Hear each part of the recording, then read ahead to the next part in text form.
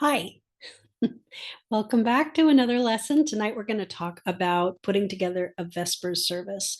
So this covers the steps for those who will need to work on preparing for and executing the service, largely the reader, a main singer or choir director are the people that this is geared towards. So I have a little PowerPoint this time for us to use together. So let me pull that up. All right.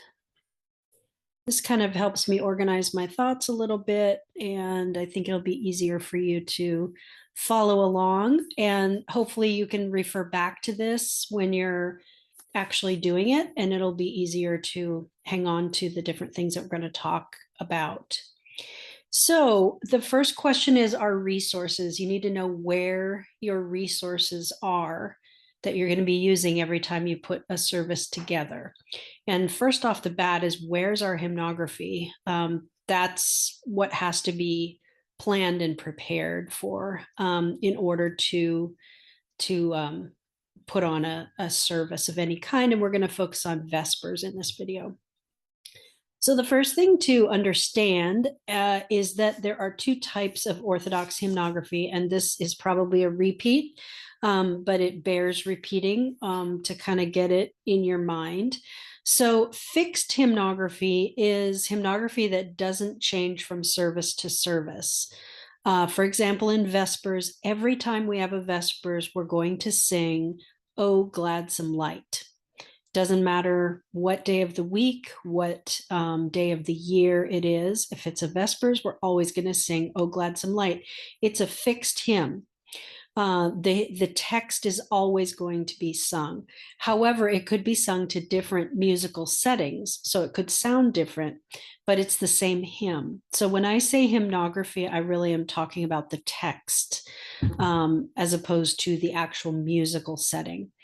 So the fixed hymnography of our services can be found for readers in the Great Horologion, which is a big oversized red book.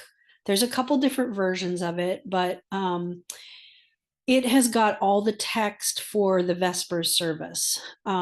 And that is the book that readers should use to do their part for the Vespers service. There's other ways that you can get that text. It doesn't have to be out of that red book, red hardbound book called the Horologion. And by the way, Horologion means the hours. So these have the services of all the hours, including Vespers. You can also find a good text for the service of Vespers on oca.org website. And there are other places that you can find Vespers. They may have different translations than what the OCA typically uses. But the main resource we use for readers is the Great Horologion. And it does take some getting used to, but once you can navigate through it, it's very easy to use.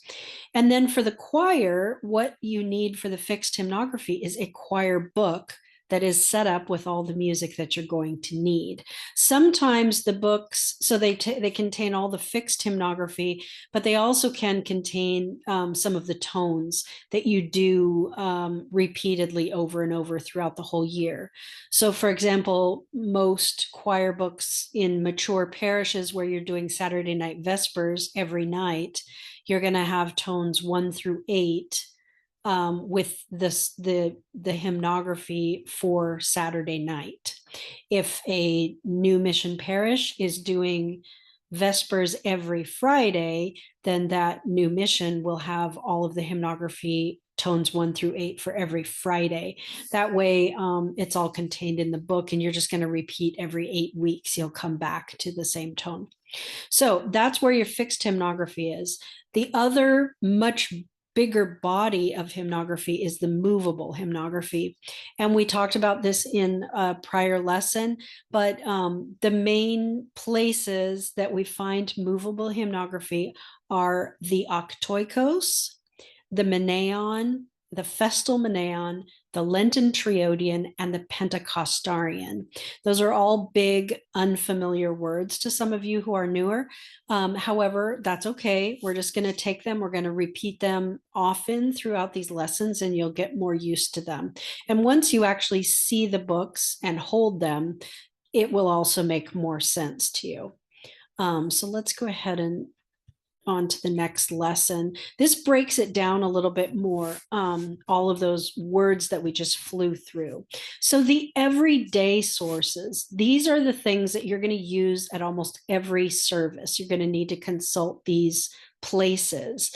One is the Oktoechos, and that is your collection of hymnography that is all the 8 tones for every day of the week.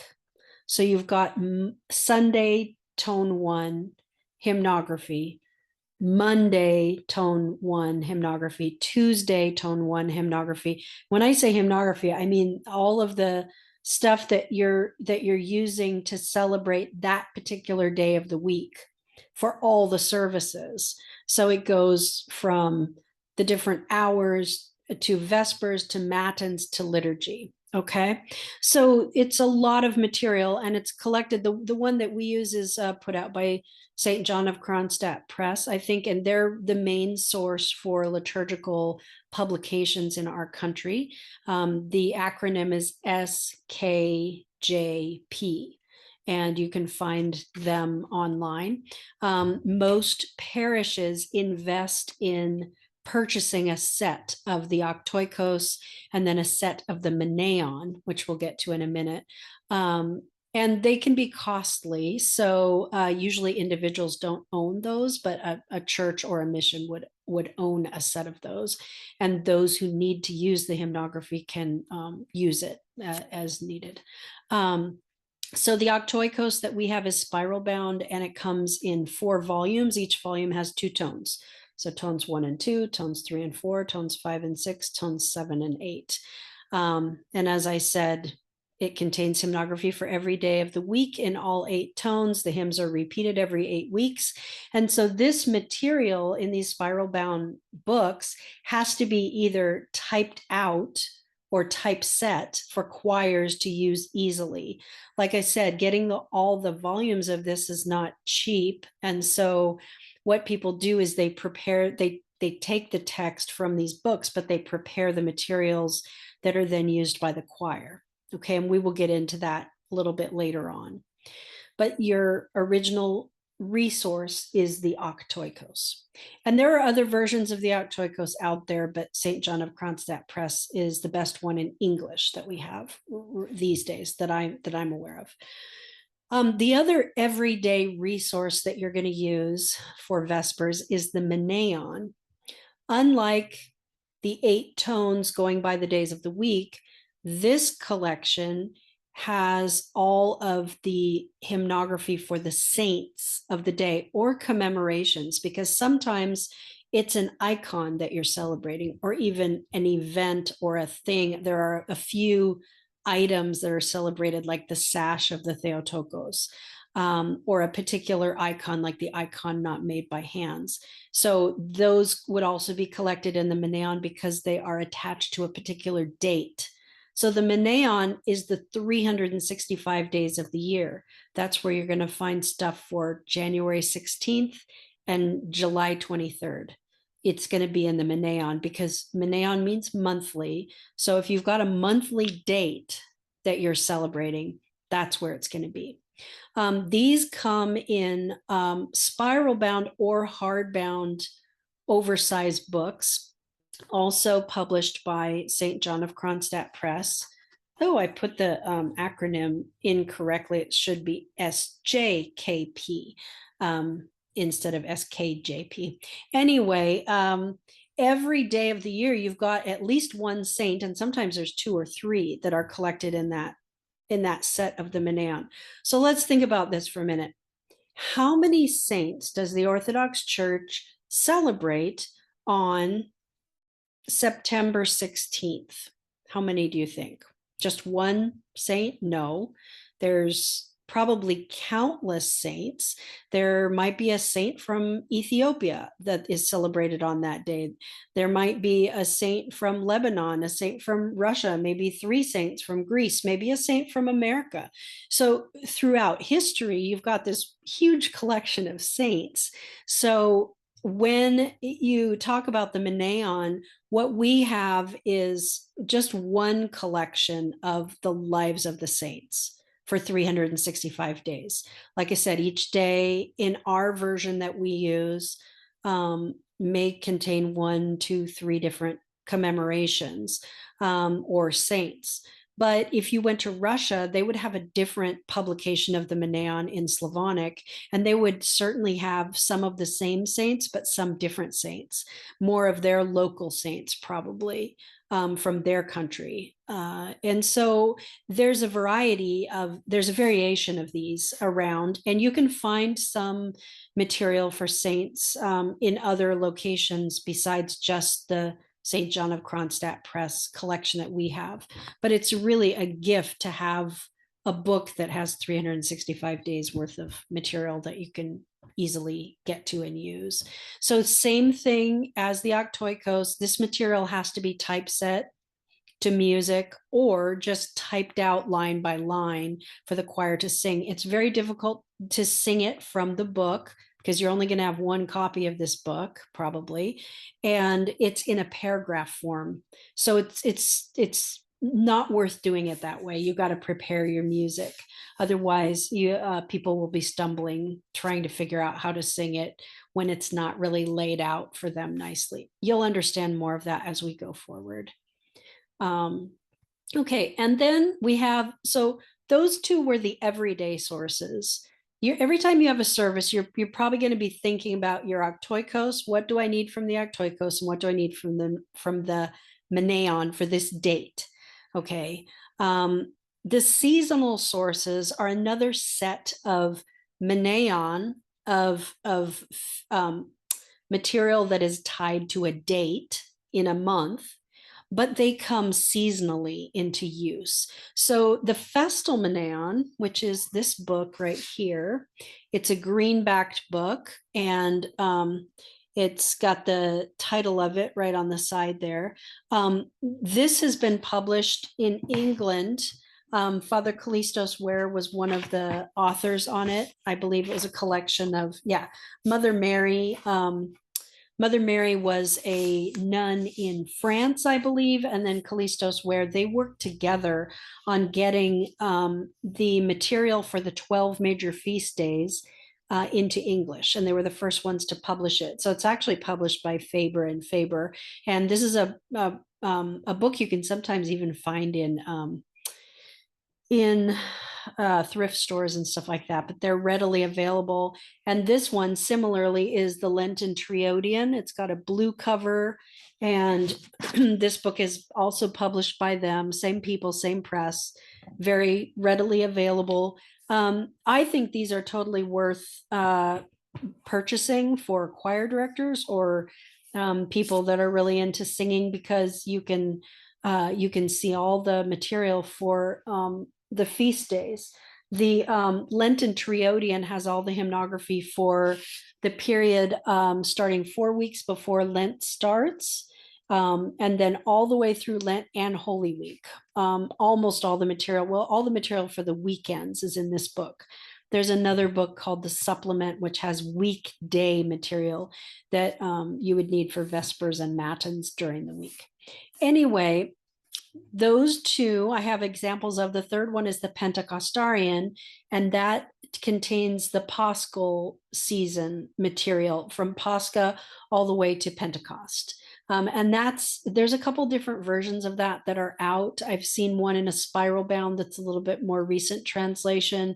There's a couple of older ones that are in red hardbound volumes, but these seasonal sources you're going to use a lot when it's that season. Okay, so the 12 great feasts of the year, when you get to celebrating Christmas, which is one of the great feasts, that's the book where you're going to find that material. You might also find it in the monthly Menaion, but the Festal Menaion is kind of the go-to for all of the feast days. Lent introductory, you're going to pull out at Lent. It's going to be your best friend for those 50 days, 50, 60 days. Pentecostarian, you're going to use during the 50 days after Lent. Okay. All right.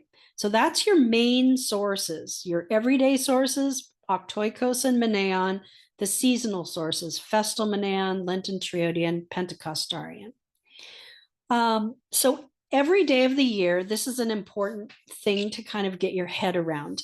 Every day of the year, there's an overlap of your movable hymnography. You have your same fixed hymnography that is what you're going to do every time you have Vespers. But when you come to the date of the year that you're having that Vespers, that's where you have to look at this movable music. And you have a movable hymnography. You have your Oktoechos, your 8 tones, and there's certain things that you're supposed to do for those 8 tones. So let's say that it's November 11th, and you're going to do Vespers. This year, November 11th happens to fall during the week of tone 4. So that blue circle at the top that says Oktoechos, we have material for November 11th that that is tone 4 on a Friday, which is the Vespers for Saturday. So it's going to be material to be done on Friday night. Okay. And let's say that there's, well, I don't want to get too much in detail. Then we've got the Festal Menaion. Okay, is there anything going on November 11th that's a big feast day? No, there's not. So we're not going to use the Festal Menaion on November 11th. But if it were March 25th and we were doing Vespers, we would have to use the Festal Menaion because that's the Feast of the Annunciation. So that would have to be a part of what we're looking at. Then look at your green circle, the Menaion. November 11th, that's a date in a month. That means we have to look at the Menaion. And the Menaion that day on November 11th has a whole list of saints that are celebrated. And 1, 2, or 3 of those saints are going to have hymnography in our book, in our green book at the church that we can take and look and read and say, okay, this saint is the one that we're going to do. And here's the material I'm going to need to prepare for the choir so that we can sing about that saint. So when you have all these different hymns that you have to think about, how do we know which hymns to use? This is a really important question for those who are putting services together. So the answer is you know what to use by looking at the rubrics. Rubrics are the rules or instructions from our diocese, and we belong to the OCA, the Orthodox Church of America, on which saints to commemorate and which hymnography to use for a given date. When there's 3 different saints listed, how do you know which one to do? You can't do all of them. We don't have enough space in our service to fit everything in. So our OCA rubrics book is published annually, and it covers all the Saturday Vespers and Sunday liturgies, has the instructions for all of those weekend services, and it has instructions for all the major feast days. So all those 12 feasts that you would be looking at in your Festal Menaion. And then it also has a lot of the major saints throughout the year. So December 6th is St. Nicholas. It's definitely going to have instructions for St. Nicholas. Another date might be St. Nilus the Myrrh Gusher, fantastic saint, but you might not find instructions for the rubrics of Vespers for St. Nilus the Myrrh Gusher if it happens to fall on a Tuesday night, because he's not a big enough saint. It's probably not going to be in our rubrics for the OCA. If St. Nilus the Myrrh Gusher happened to fall on a Saturday night, though, he would find instructions, because that book has every Saturday night, every Sunday. Okay. So that's your rubrics book. This is what it looks like. It comes in a spiral bound, kind of thick spiral bound book. And this book costs about $100, I think. And we order several copies of it every year at St. Herman's. I think the priest has one. I know the readers have one. Each of the choir directors has one. And then there's a couple of extras that we have at the church all the time. So it's important for me as a choir director to be able to take it home, and for Dave also, because we're sharing a lot of the preparation of the services and the conducting. So we each need it to be able to look at home.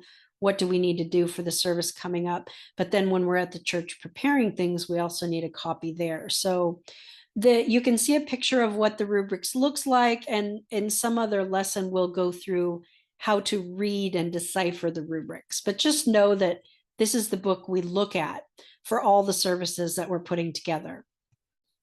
There are other sources that you can go to for rubrics. Like I mentioned, St. Nilus the Merkusher, if he happens to fall on a Tuesday and that's the night that you're going to do Vespers at your parish, and there's no instructions in the book, in the big spiral bound rubrics book, where do you go?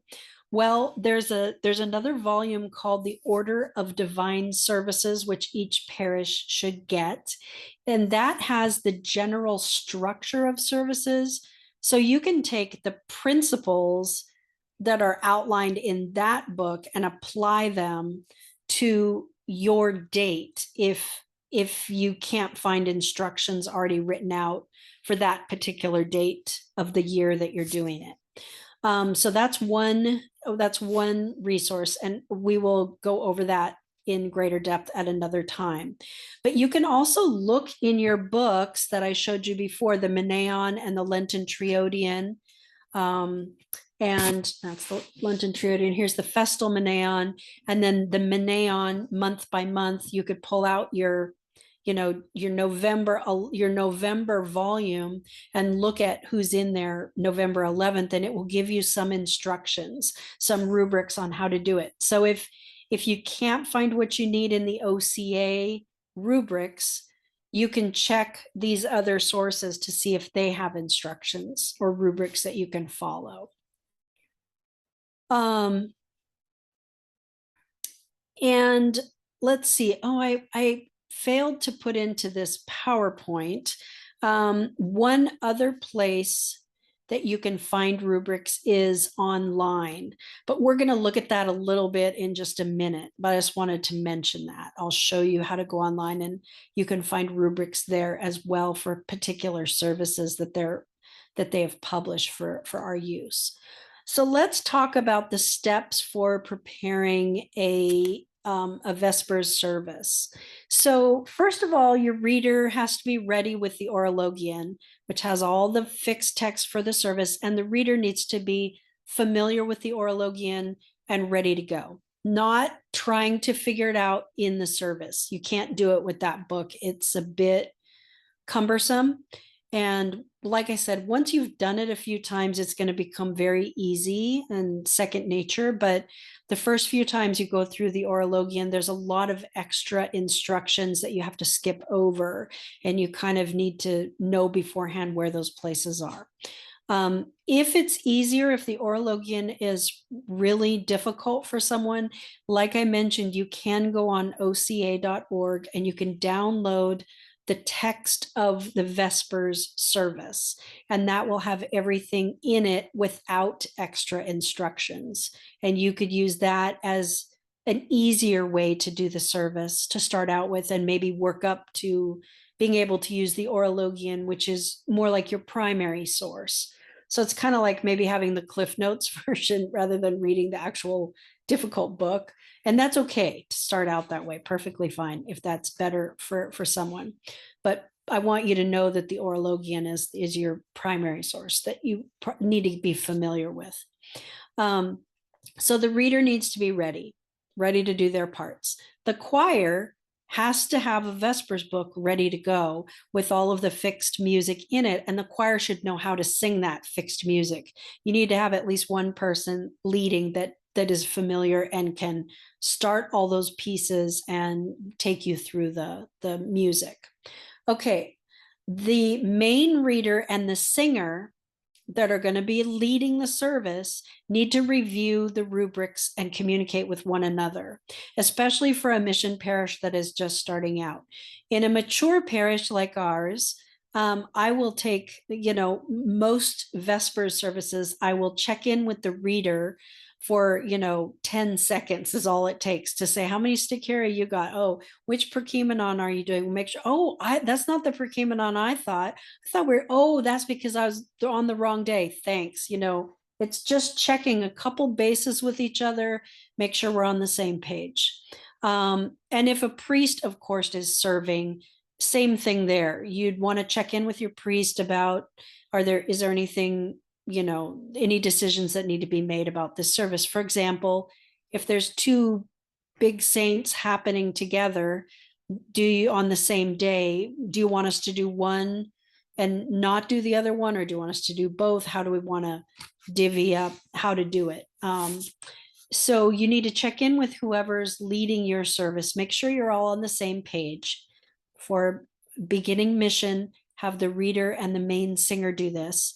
And if you have questions, you can ask a priest, even if they're not going to be serving, or another choir director, how do I handle this? But please do go and ask others if you're unsure. That's how we learn this. If you just say, well, I'm just going to do the best, make the best decision I can, it's not the best way. The best way is to ask someone who has more experience, and that's how you will learn.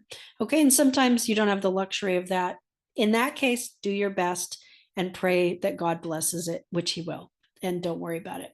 And then find out afterwards what you should have done or could have done, or whether you did the right thing and why.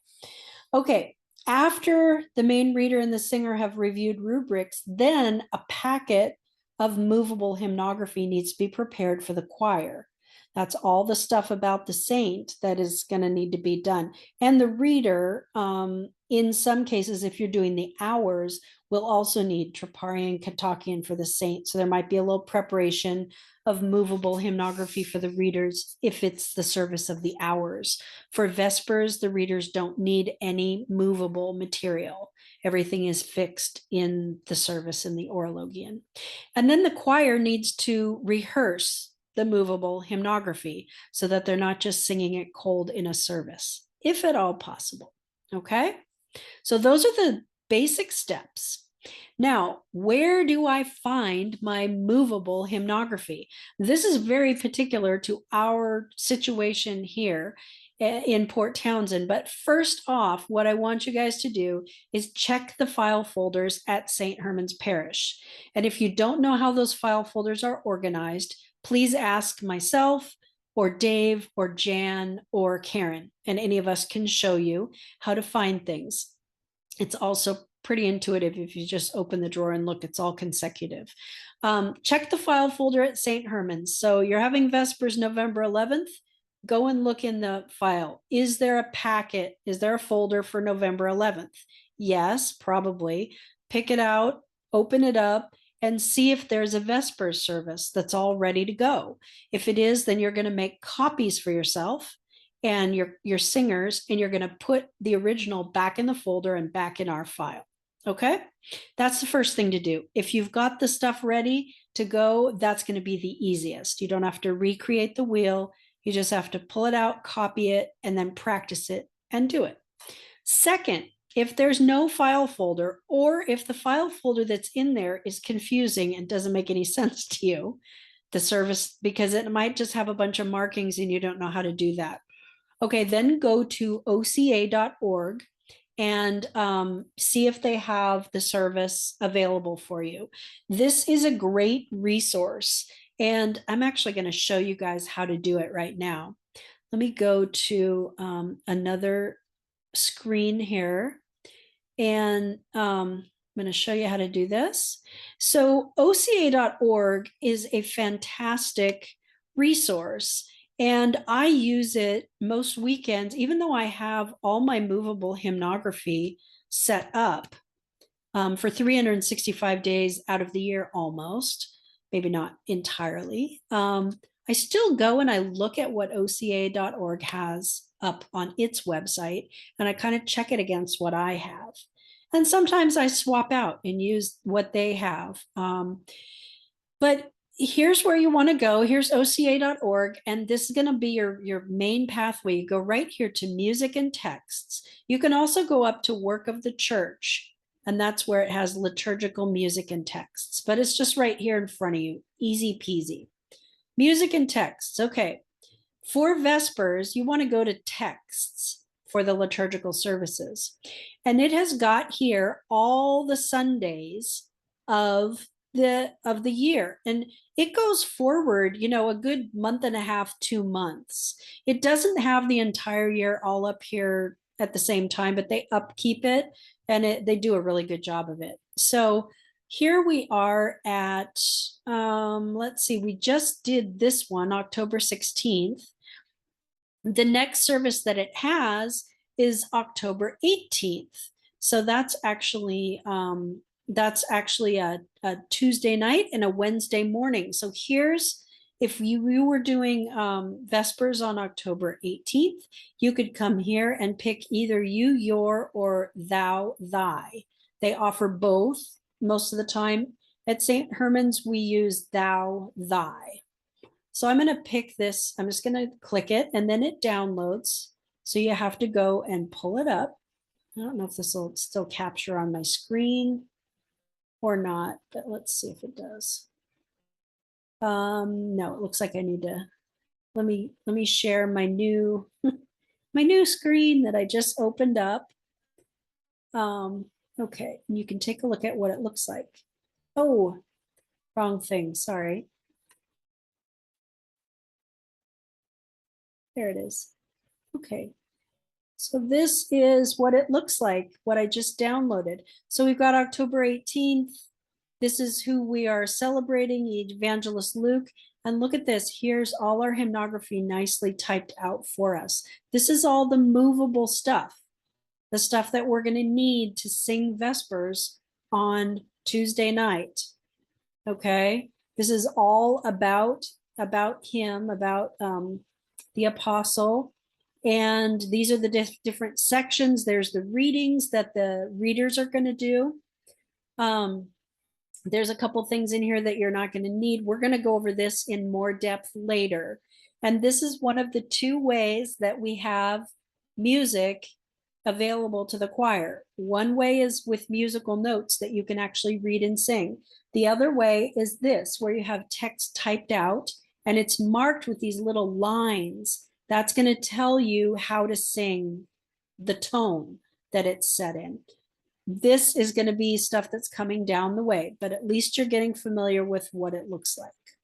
Okay, let's go back to our PowerPoint here. So first off the bat, I want you to check the files at St. Herman's. If you can't find what you need there, then you go to oca.org.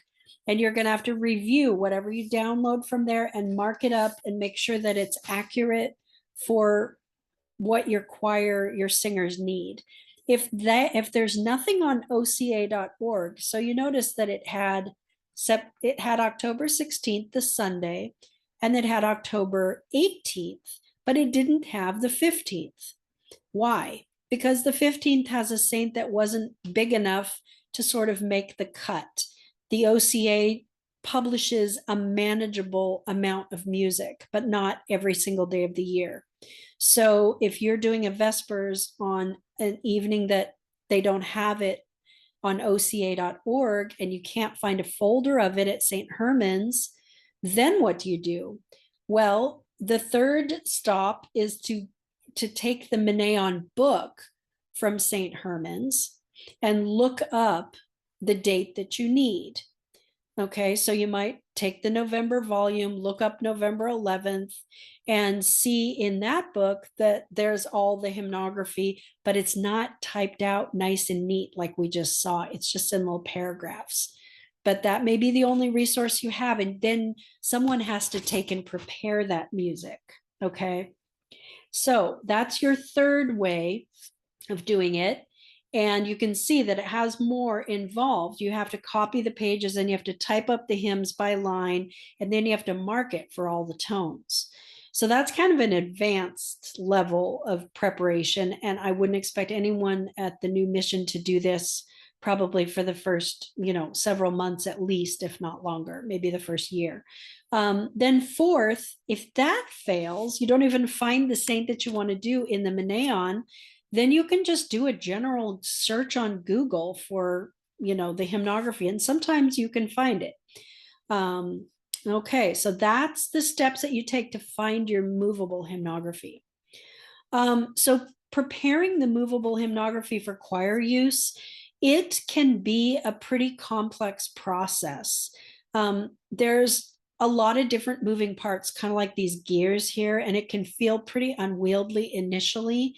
So because some of the hymns are set to music, some are marked with memorized tones, you really will get the sense that it's both an art and a skill to even put a service together correctly. And so what you're really going to need to do is by starting your preparations early, you can really make use of the resources of people like myself and Dave, the reader, all of the readers, Father Daniel also can be a big help. To helping you make sure you have everything you need and plenty of time to prepare adequately.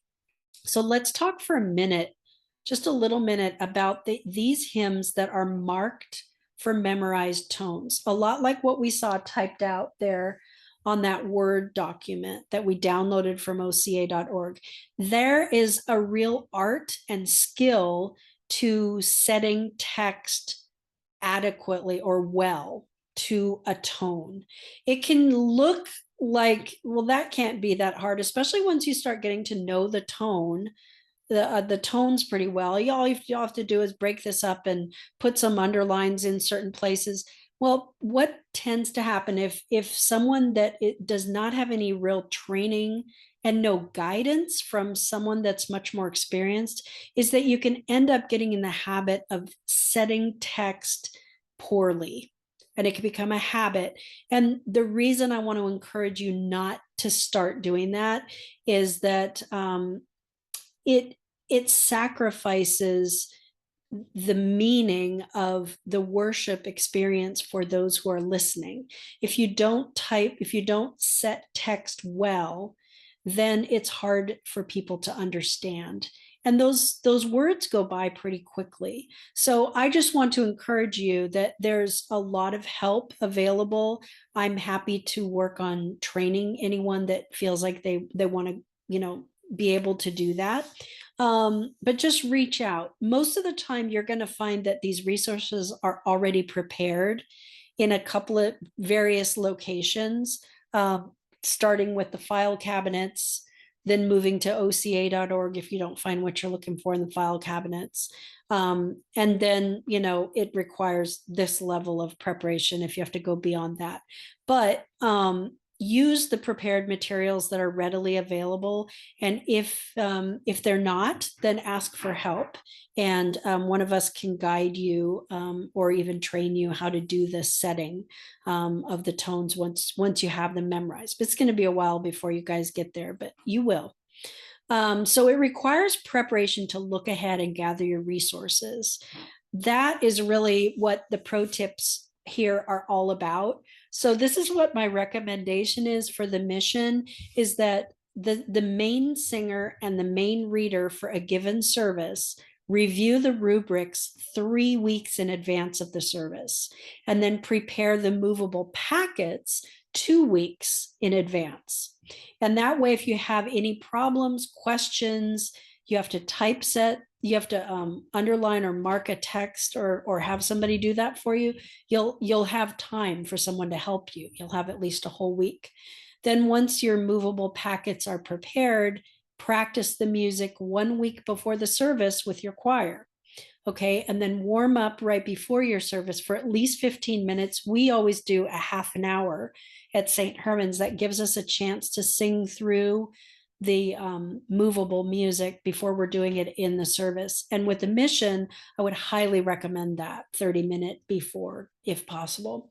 And then file everything away when you are done. And I think you should have a dedicated person to take on the task of managing the library of music that you are going to be building for your choir. File cabinet is a great system. So you guys need to get hold of a big file cabinet. Doesn't have to be big to start with, but it will need to be bigger by the end of the year and as the years go by. Because eventually you'll have 365 folders with material in it for every day of the year. For great feasts, you want to review and prepare 1 to 2 months in advance. That's because the great feasts often have a lot of really wonderful music, special melodies and things like that that go with them. And you want time to practice that stuff. So those of you who are managing and organizing the feasts, I would get you can find it online just by looking for Great Feasts of the Orthodox Church, but you can also find it in the Festal Menaion here, all the dates of the 12 great feasts. Get yourself a big calendar and put them all down there and start planning backwards. So 2 months before the elevation of the cross on September 14th, you're going to want to start looking at the music. 2 months before the Annunciation on March 25th, you're going to start looking at the music. 2 months before Lent starts, you're going to start looking at the music. Okay, so those are the pro tips for running a successful choir and getting ready to do the Vespers service. So in conclusion, what I want you to think about is that your participation as a reader or singer or organizer is an offering to God before anything else, but it's also an offering to one another. When we take the time to do it the best way, the right way, it is a gift to one another, and especially in the undertaking that you guys are starting of establishing a mission. It's just got to be central. So the center of everything you're doing, of course, is prayer. And I just want to remind you back to some of those principles from the very first video that we did. The first thing to do if you are going to be participating in putting on the services is to nurture your own spiritual life with Orthodox praxis. So you need to be practicing prayer, confession, fasting, all of the different wonderful riches that we have to nurture our spirit. That needs to be a really active part of your life, and you need to be working with your priest or confessor to kind of keep that moving forward. You also need to come early to the service and be prepared when you come. So do the homework of learning the music and warming up your voice a little bit in the car and being early so that you're not scooting in at the last minute. Okay. Remember your responsibility to set an atmosphere of prayer. It's a huge and a really wonderful task to be a part of.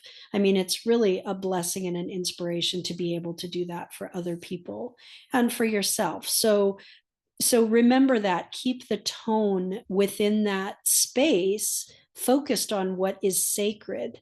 If people are telling jokes and giggling when you make a mistake and things like that, it can be a very human thing, but it really disrupts that atmosphere of prayer. So be mindful of that as your main responsibility. And then, like I said earlier in the earlier talk, you really want to focus on harmonizing and blending with one another. And just remember that that goes back to the practice of humility. We don't want to hear one single voice standing out against others. We don't want disruption and chaos when you're coming flying in from somewhere and bringing that energy into this space of prayer that we're trying to create.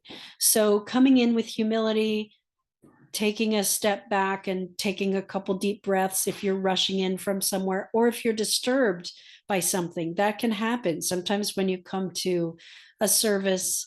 It's not all the ideals that you wish it were, and you may be very upset about something. That's okay. You need to be there. But just if you are still going to participate in the responsibility of leading the service or participating actively, take a few minutes before you walk in the door to just take a deep breath, set your mind and heart, focus on that prayer, and then go on in and do your best. And remember that the angels sing with you. I think they cover a multitude of mistakes. They really do. They're with us. We're joining them in what they're always doing around the throne of God. So it's a blessing, and it's really a privilege to be able to do this. So God bless you in all your efforts, and digest all this material, and there's more to come. Okay, bye.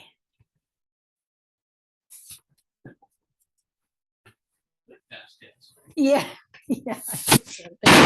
Doing that.